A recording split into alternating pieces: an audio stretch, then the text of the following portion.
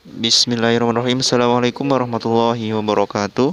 Alhamdulillah wassalatu wassalamu ala Rasulillah wa ala alihi wa sahbihi wa man tabi'ahum bi ihsanin ila yaumiddin.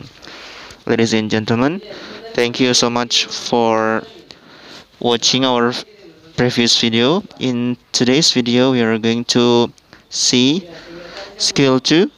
We are going to talk about skill 2 about TOEFL.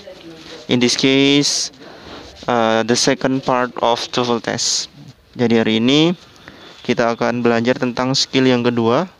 Sebelum lanjut, silakan subscribe dan tekan tombol atau icon lonceng supaya mengetahui video selanjutnya yang kita upload. Namun sebelumnya kemarin kita sudah bahas ya yang skill pertama. Nanti teman-teman bisa scroll down beberapa menu yang berhubungan dengan skill pertama dalam TOEFL. Nah, ini kita akan pelajari tentang object of preposition. Kita baca ya, nanti kita artikan. Kita langsung artikan saja ya. Sebuah object of preposition adalah ini, kata benda atau pronoun. Pronoun itu bisa him, his, their dan sebagainya. Atau gerund. Nah, nanti gerund kita bahas ya. Atau noun clause.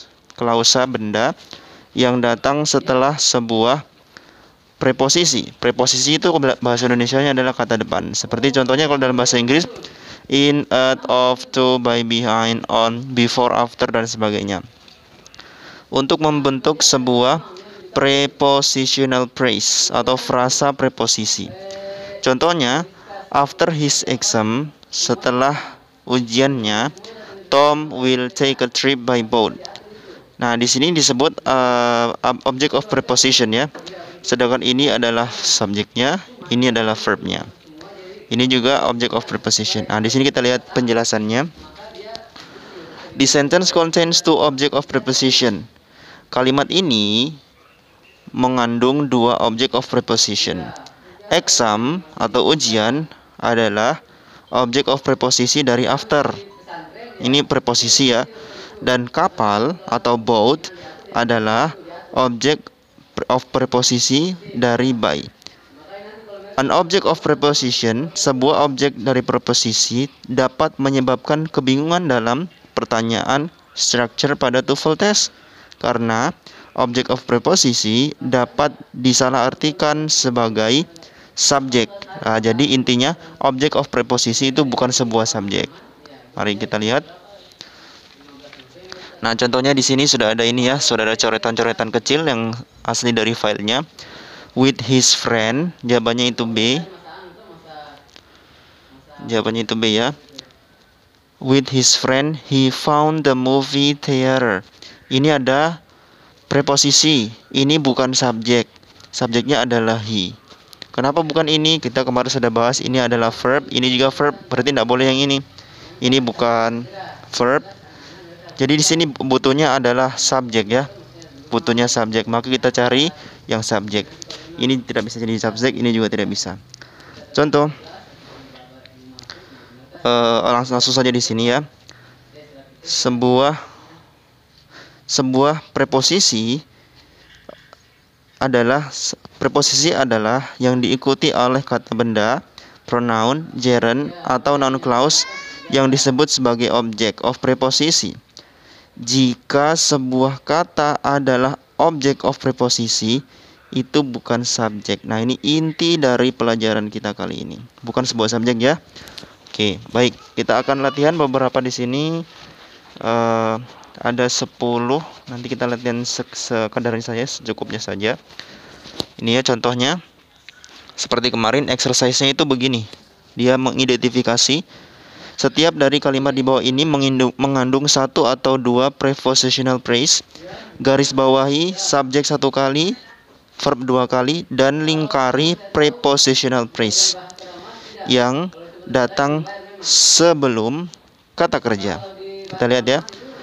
The interviews by radio broadcaster were carried live by the station. Di sini sudah ada keterangan C atau correct, berarti benar. The interviews itu merupakan subjek. Ini merupakan object of preposition. Ini merupakan verb. Nah, seperti itu. Nah, sekarang kita lihat yang contoh kedua. In the last possible moment before take off, took his seat in the airplane. Nah, di sini ada dua object of preposisi. Tidak masalah ya, karena ini bukan merupakan subjek, jadi boleh dua, boleh lebih.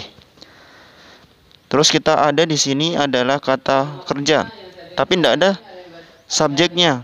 Berarti kalimatnya incorrect. Selanjutnya, nomor 3 ya. At the neighborhood flower shop, flowers in quantities of a dozen or a half dozen can be delivered for free. Ini adalah object of preposisi. Ini object of preposisi. Flowers in quantity of a dozen or ini adalah subjek, dan ini merupakan garis dua ya, verb. Berarti jawabannya correct. Selanjutnya, the progressive reading methods at the school are given credit for the improved test scores. Jadi ini juga gampang ya. The progressive reading methods at the school. Jadi at the school-nya itu adalah object of preposisi karena ada preposisinya. Ini merupakan subjeknya. Subjeknya merupakan plural, berarti ininya juga plural. Verbnya juga plural, berarti correct. Selanjutnya nomor 5 adalah for the last 3 years at various hospital in the country has been practicing medicine. Nah, ini cukup gampang ya. Kita lihat. Ada for, berarti ada object of preposition. For the last 3 years at various hospital in the country. Nah, seperti ini ya. Ini object of preposition. Ini adalah has been practicing, garis 2, verb. Tapi nggak ada subjeknya, berarti incorrect. Bisa saja mungkin for the last 3 years at various hospital in the country the doctor has been apa begitu lah. Subjeknya mungkin bisa saja seperti itu. Selanjutnya, in the past career in politics was not considered acceptable in some circles. Jadi ini juga cukup gampang. Ada object of preposition. In the past career in politics. In the past ini begini ya. A career in politics ini merupakan subjek, ini merupakan verb, berarti kalimatnya benar. Shopping in downtown area in the city has improved a lot of recent years. Nah, ini juga cukup mudah ya.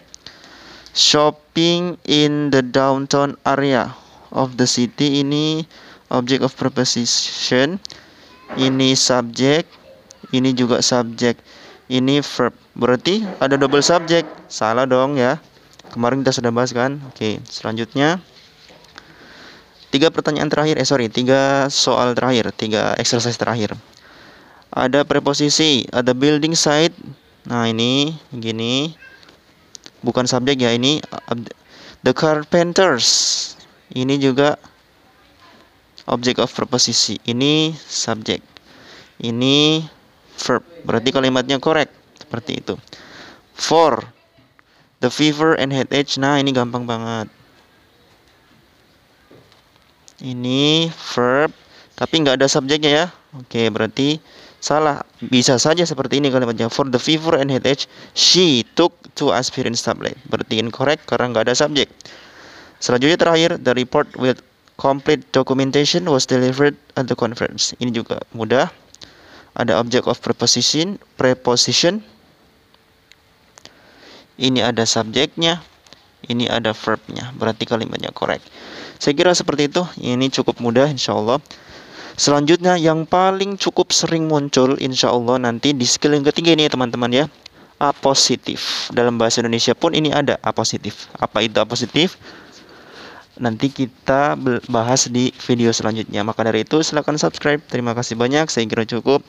Barakallahu fikum. Assalamualaikum warahmatullahi wabarakatuh.